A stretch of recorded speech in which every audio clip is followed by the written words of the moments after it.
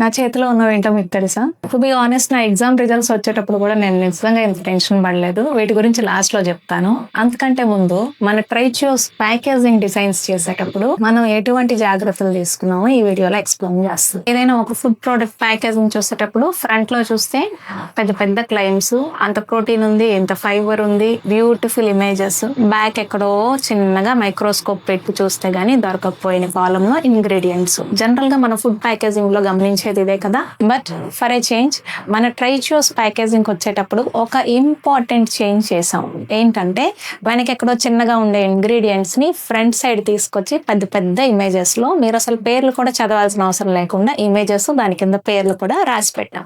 ప్యాకేజింగ్స్ design చేయడానికి మన art work team చాలా కష్టపడి 90 days టైం తీసుకున్నారండి. మీరే చదవండి, మీరే డిసైడ్ చేసుకోండి. ఎందుకంటే ఇక్కడ దాచిపెట్టడానికి ఏవీ లేవు, తెలియని ఇంగ్రీడియంట్స్ ఏమీ ఉండవు. అండ్ కమింగ్ టు దిస్, ఇవి NABL ల్యాబ్ లో మన హ్యాబిట్ బాక్స్ ప్రోడక్ట్స్ కి పెట్టించిన టెస్ట్ రిపోర్ట్స్. వీటి గురించి నెక్స్ట్ వీడియో చేద్దాం. అందులో మీకు ప్రోటీన్స్ ఎంత వచ్చినాయి, కార్బ్స్ ఎంత వచ్చినాయి, అండ్ అదర్ ఇంపార్టెంట్ ఎలిమెంట్స్ ఏవి ఎంత పర్సెంటేజ్ ఉన్నాయి అనేది ఇన్ డీటెయిల్ ఎక్స్ప్లెయిన్ చేస్తాం.